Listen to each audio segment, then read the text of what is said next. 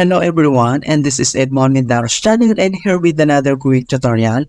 At sa video ito ay tuturo ko on how to fix mouse double click not working in Windows 11. So this should hopefully be a pretty straightforward process guys, and let's go ahead. Ang next step ay dito lang sa ating start menu, so click mo lang yan. And then dito sa searching bar ay search lang natin yung control panel.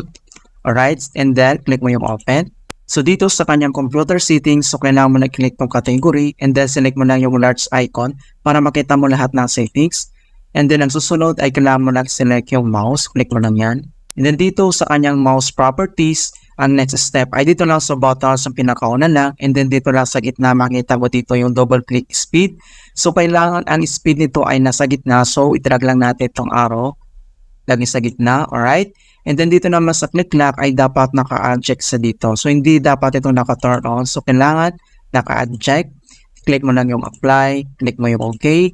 And then try natin dito mga kaibigan. Double click natin yan. Ayan siya mga kaibigan. So makikita mo na gumagana na yung mouse double click natin. Alright, so ganoon lang po kasimple kung paano natin aayusin ang mouse double click not working sa Windows 11.